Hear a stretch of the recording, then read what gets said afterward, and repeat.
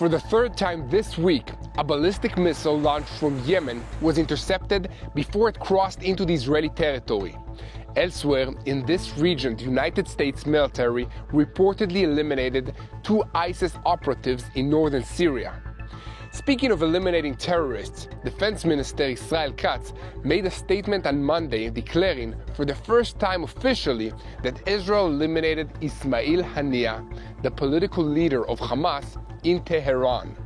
In the context of this statement, he threatened the Houthi leaders, saying, "We will also cut off their heads."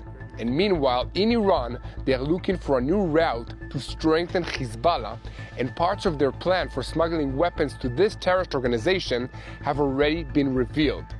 But the IDF is not wasting any time, and on Monday, a large warehouse in southern Lebanon used to store weapons for Hezbollah and ammunition was found, cleared, and demolished. The IDF will likely need to stay in southern Lebanon for a long time, as the Lebanese National Army is taking much longer to deploy in this area than they said they would in the ceasefire agreement from last month. Partly because of this, Hezbollah is also taking its time leaving southern Lebanon, and the IDF has continued to need to hit them in order to prevent new attacks on the Israeli communities in the Galilee located in northern Israel. In regional news, Israel is not backing down from the intimidation tactics of Turkish President Recep Tayyip Erdogan, even as Turkey is taking on a much more significant role in Syria. And meanwhile, in the Gaza Strip, the IDF and the Shin Bet announced that they eliminated the head of the security directorate in Hamas's general security apparatus.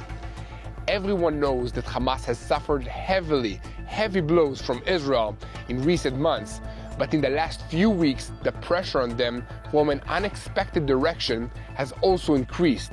And as the situation on the ground changes, the optimism for a breakthrough in negotiations over the release of Israeli hostages is decreasing. Hamas refuses to increase the number of hostages to be released, and Israel demands flexibility on its part before continuing the talks. Among the disputed issues are the identity of the Palestinian security prisoners to be released, the extent of the IDF forces' withdrawal from the Gaza Strip, and control over humanitarian supplies. As in previous rounds, after statements and optimistic reports, cautious pessimism has once again replaced the optimism. We have a lot to talk about today, so let's dive into the details.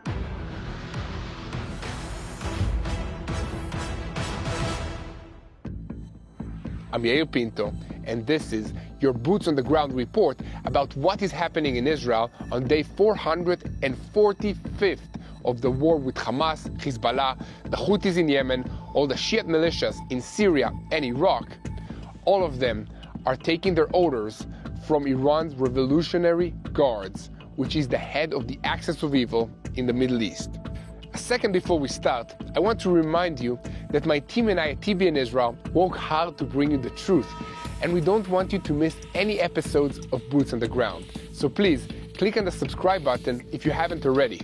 A lot of people watch these videos without subscribing, and it really helps the channel to have more subscribers. I also want to tell you about our sponsor for today's video, Arza. This company produces and delivers gifts, crafts, and specialized products from the Holy Land right to your door. Later in the video, I will tell you about how you can bless Israel and yourself by purchasing these products. But first, the news. The Houthis in Yemen continue launching missiles towards Israel. Early Tuesday morning, the IDF intercepted a missile launched from Yemen before it crossed into the Israeli territory. But before the missile was intercepted, millions of Israelis were awakened by the sirens and compelled to run into their safe rooms and bomb shelters. This is the third time in 1 week that this has happened, as the war has really come home for the residents of central Israel and Tel Aviv. According to the IDF spokesperson's unit, the alerts are sent out across a wide area of communities in Gush Dan and Tzfat, as well as in Arad and nearby communities, in order to protect the residents against the possibility that fragments and shrapnel from the intercepted missiles will hit them. However, people also get hurt by falling down and twisting ankles as they rush to shelters, especially in the dark, although this time there were only a few of these kinds of injuries that were reported. Following the last ballistic missile attack, Hizam al-Assad, a member of the Houthi political bureau in Yemen, who often tweets in Hebrew, wrote this time in Arabic saying, "We won't stop until the aggression against our people in Gaza ends." Let Netanyahu know that the dreams of a new Middle East are nothing but a burden on him and his entity. This is all happening just a few days after an attempt to intercept an inbound ballistic missile failed, resulting in damage and injuries in the central Israeli community of Jaffa. It also follows Israeli and American airstrikes on the Houthis, including some of their most important command and control infrastructures in the Yemeni capital of Sana'a. It comes against the backdrop of direct warnings by Israeli officials, including Defense Minister Israel Katz, who made an open statement to the media on Monday evening that we will strike the strategic infrastructures of the Houthi terrorist organization and cut off the heads of its leaders, exactly as we did to Haniyah, Sinwar, and Nasrallah in Tehran, Gaza, and Lebanon. We will do the same in Hudaydah and Sana'a. This statement is significant for a few different reasons, including the fact that it's the first time that an Israeli official has publicly declared that the assassination of Ismail Haniyah, the head of the Hamas political bureau, was carried out by Israel in the Iranian capital of Tehran. Returning to the Houthis, Defense Minister Katz continued and said, "In these days, when the Houthi terrorist organization is firing missiles at Israel, I want to convey a clear message at the start of my words. We have defeated Hamas. We have beaten Hezbollah. We have blinded the defensive systems in Iran and struck their production arrays. We have toppled the Assad regime in Syria. We have severely hit the axis of evil, and we will also severely hit the Houthi terrorist organization in Yemen that remains standing last."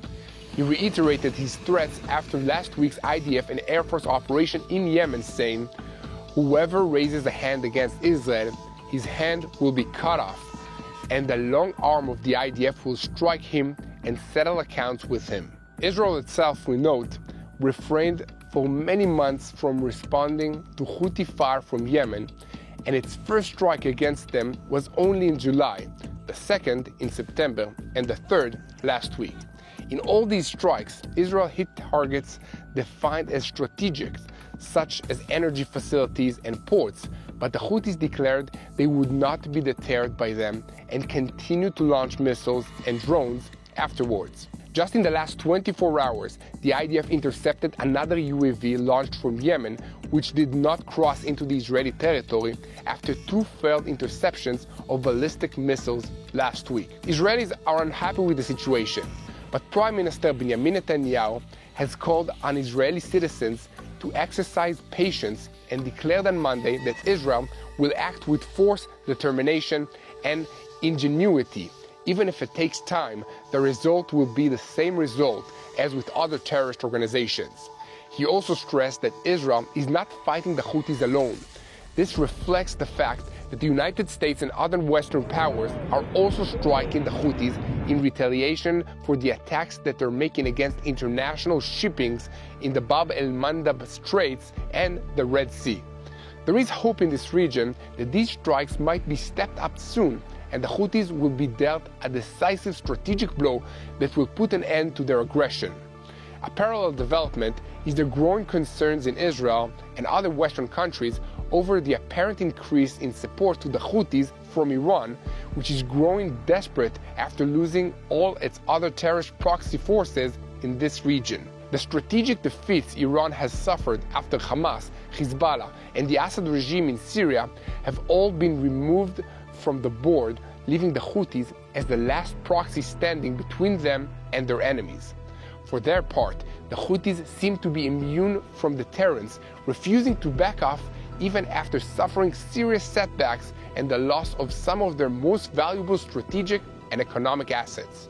A question hanging over everything we see happening in the Middle East today is what policies will the incoming Trump administration in the United States pursue? President-elect Donald Trump has been vague about his plans for this region, sometimes criticizing the policies of the Biden administration, but rarely making concrete statements about what he might do differently. He has, however, been consistent in making tough statements about Iran, and it's likely he will push a stricter policy towards them. His choice for National Security Advisor, Mike Waltz, promised this week in an interview on Ben Shapiro's podcast that the incoming administration will redefine the Houthis as a terrorist organization, saying the Houthis are still an unresolved issue. One thing we're going to see is a redefinition of them as what they truly are, a terrorist organization. Here at TBN Israel, we will continue to update you on this matter, and as always, we ask you to help us spread the truth by sharing our videos on YouTube and following us on social media. Once again, if you haven't already, please click on the subscribe button, as it really helps us a lot to reach more people with what's happening in Israel. Shifting our focus now to events in Lebanon. Despite the ceasefire agreement, IDF forces detected terrorist activities in the village of El Taiben in southern Lebanon in the last 24 hours. A UAV was directed to strike the source of the activity, and 2 terrorists were reportedly eliminated while another was wounded. In related news, over the last 24 hours, Golani Brigade soldiers raided a Hezbollah weapons compound in southern Lebanon, where they discovered 100 explosive charges along with dozens of rocket launchers of various types. The weapons depot was subsequently demolished by IDF combat engineers. A word of explanation is in order here. As part of the ceasefire agreement, the Lebanese National Army is supposed to deploy in the south of the country, maintaining order and preventing Hezbollah from attacking Israel, or even making preparations to attack Israel. The ceasefire was signed on November 27 at 4 a.m., and the deployment of the Lebanese National Army was supposed to be completed so that the IDF could redeploy to our side of the border within 60 days. We are almost halfway through this time period, and the Lebanese National Army is far behind the schedule it is set for itself to make this deployment. Therefore, the political echelon in Israel is holding urgent consultations to discuss what to do if the deadline comes and they still haven't done what they're supposed to do. A senior American official said in a conversation with reporters on the day the agreement was approved in Beirut and Jerusalem that we believe that by day 50, the deployment of the Lebanese army will be completed and Israel can withdraw from the area.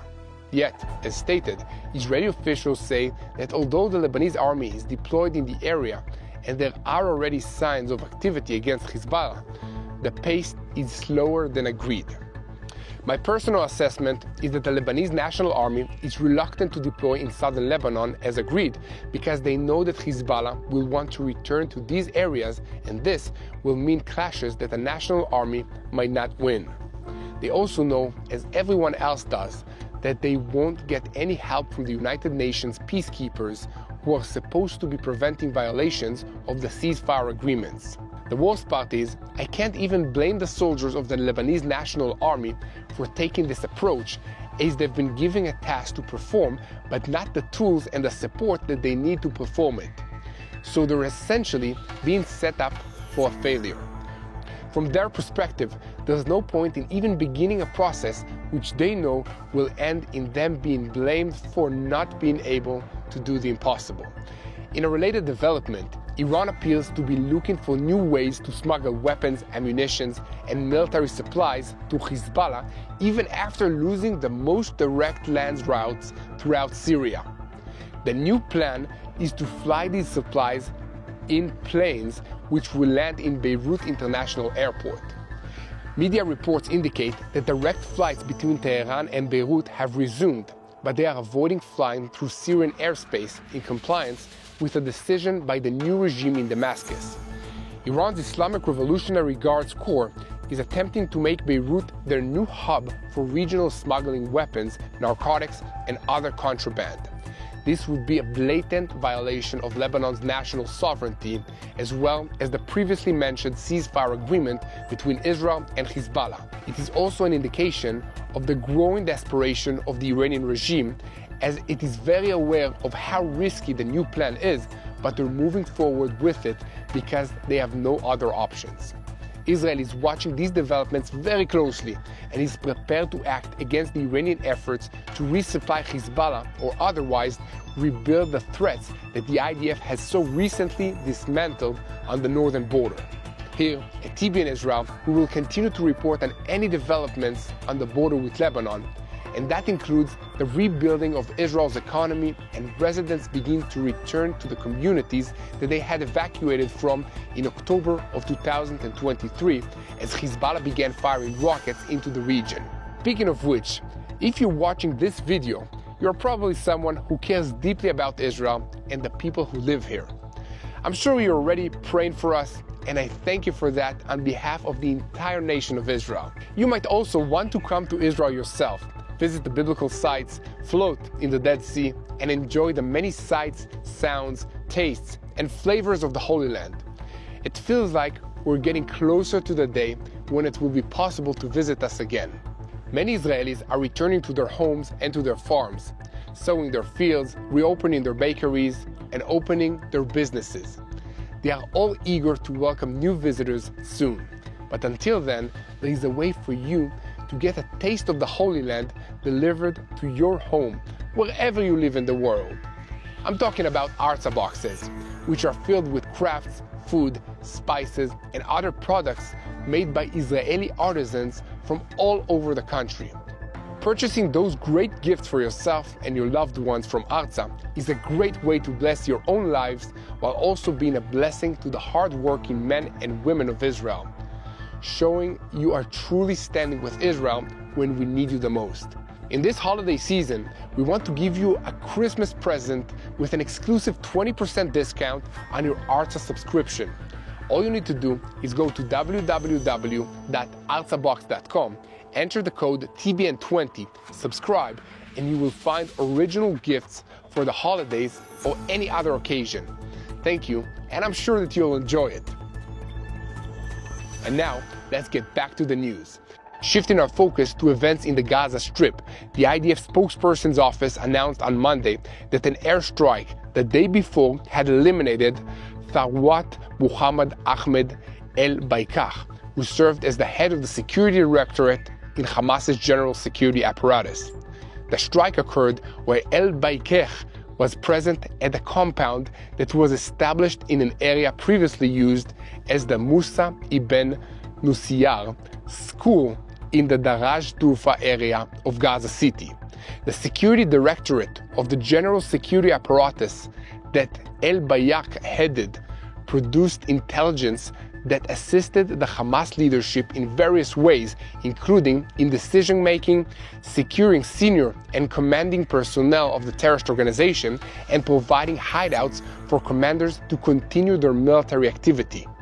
Additionally, the IDF spokesperson's unit said that the combat troops of the Kfir Brigade, under the command of the 162nd Division, continued to operate in the northern Gaza Strip after completing the operation in Bet Lahia, during which the forces eliminated many terrorists and destroyed terrorist infrastructure above and below ground. It was further stated that this morning the forces began operating west of Bet Hanun following the intelligence information about terrorist and terrorist infrastructure in the area. Before the forces entered the area, Israeli Air Force fighter jets and artillery forces from the 215th Fire Brigade attacked terrorist targets, including concentration of Hamas terrorists. Sadly, we must also report to you that soldiers from the Shimshon Battalion were hit by a booby trap set for them on the streets of this city earlier this week. The explosive charge was activated while the troops were engaged in the firefight with the terrorist operatives in an alley between two buildings. The explosive charge killed the deputy company commander and two other soldiers on the spot and left another soldier wounded. Even after the serious incident, the battalion continued the attack, and its fighters brought about the identification and elimination of additional terrorists, and an investigation into the circumstances of the attack has been launched. Meanwhile, there have been setbacks in the negotiations over the return of the remaining hostages, as Hamas is hardening its position on the number of hostages to be released as part of the deal. While a Hamas delegation arrived in Cairo over the weekend to continue the talks, in Israel, they clarified that no Israeli delegation will go to the talks until Hamas demonstrates willingness to compromise.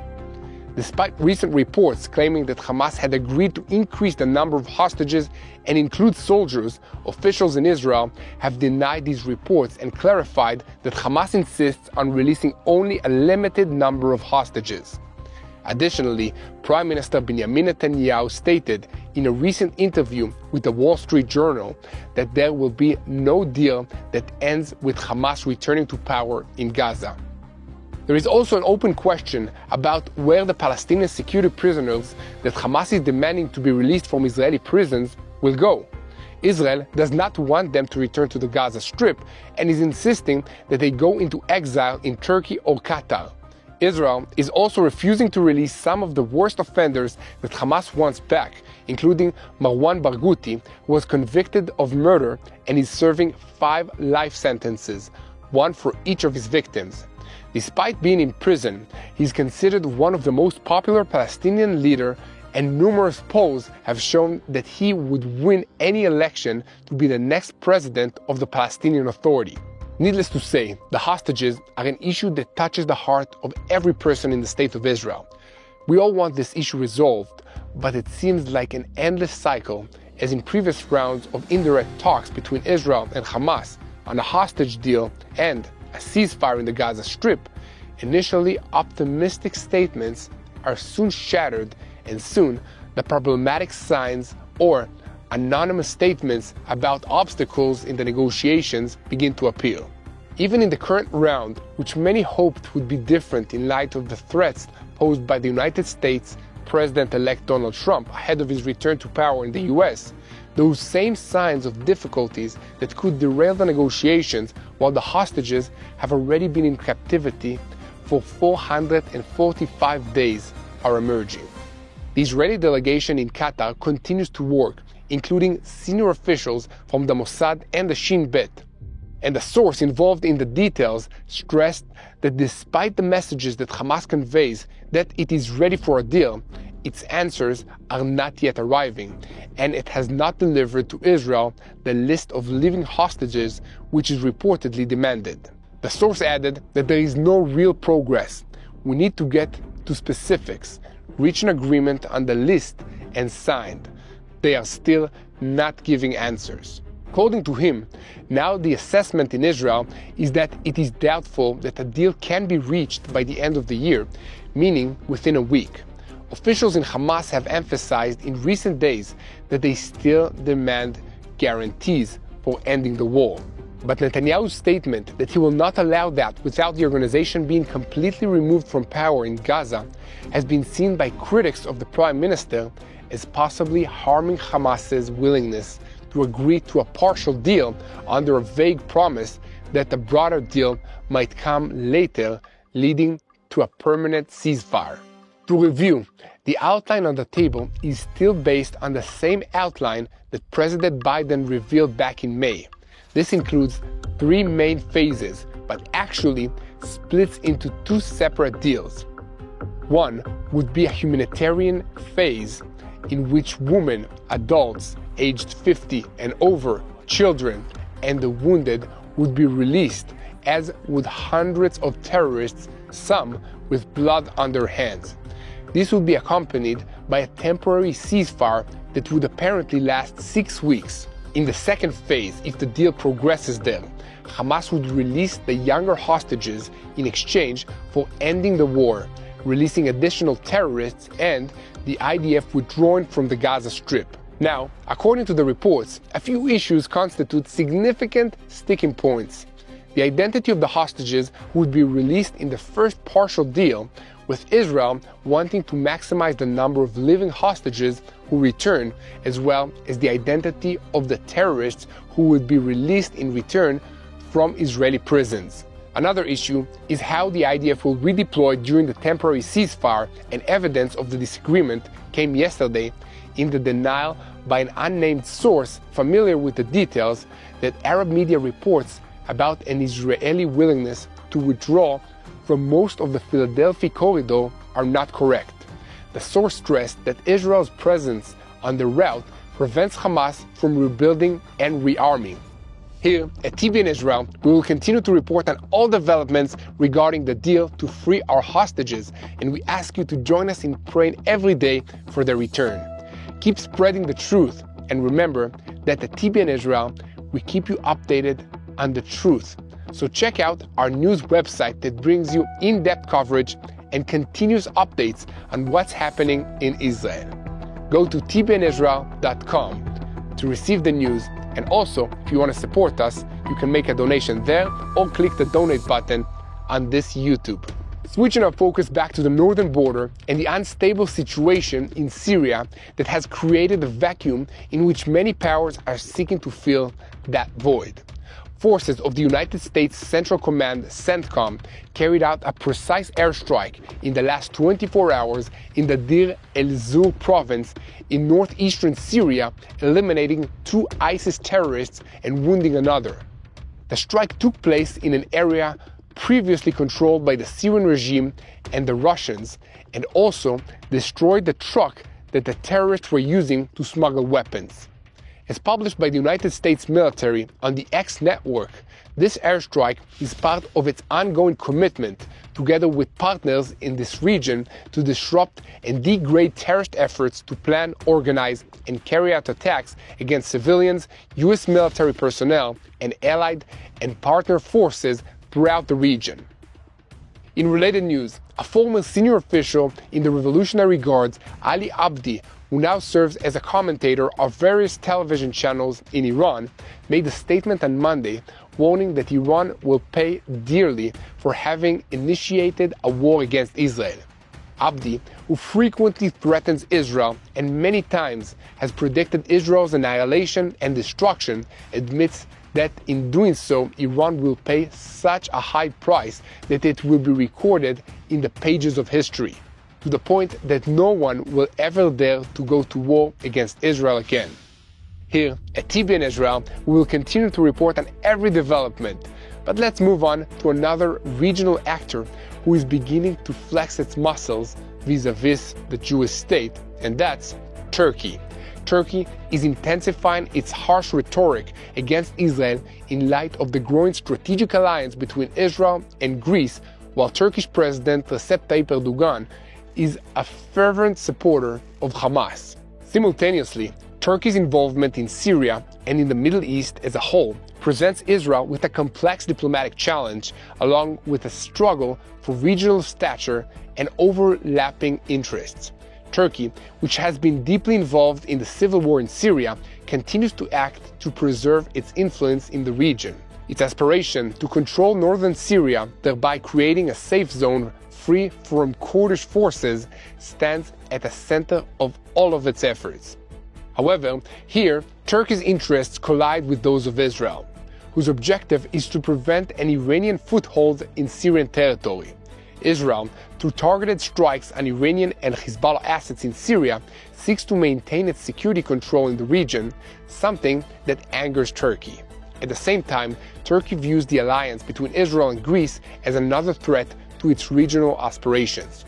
The combination of Israel's involvement in Syria, along with strengthening its alliance with Greece, arouses fear in Turkey of additional constraints on its freedom of action. Recently, Israel signed a series of strategic agreements that sharpen its status as a regional power. The security cooperation with Greece, including the development of the Greek Iron Dome at an investment of 2 billion euros, demonstrates Israel's involvement in broad regional defenses. Along with that, the large security export deal with Slovakia for the purchase of the Barak MX system enhances Israel's status as a supplier of advanced technologies to regional powers. As Turkey watches all of those developments unfold, they are not standing idly by. President Recep Tayyip Erdogan announced this week the development of his own defensive system, Steel Dome, and promises that his country is prepared to respond to anything perceived as a threat. In newspapers identified with Erdogan's regime, the alliance between Greece and Israel has already been called a defensive alliance against Turkey. Israel finds itself in a unique yet challenging position. On the one hand, it strengthens its regional standing through security and energy alliances. On the other hand, it must deal with Turkey, which has recently adopted a more aggressive tone, mainly in light of Israel's actions in Syria. The cooperation between Israel and Greece, which also included laying an undersea power cable connecting Israel to the European power grid, is another example of Israel's attempts to establish an independent status in the Middle East. But Turkey, striving to maintain its influence in Syria and the Mediterranean, views this as an attempt to harm its regional position. Everyone is wondering what will happen next and where this process is headed. I'm not sure, but I'm certain overall that Israel seeks to maintain regional stability while preserving its status as a leading power. It is here to stay, not only as a security power, but also as a leading force in regional diplomacy. Here at TBN Israel, we will continue to report on this topic, and as always, we ask you to help us spreading the truth by subscribing to this YouTube channel, sharing our videos, and following us on social media. I want to conclude today's report by paying my last respects to some heroes who died defending the State of Israel.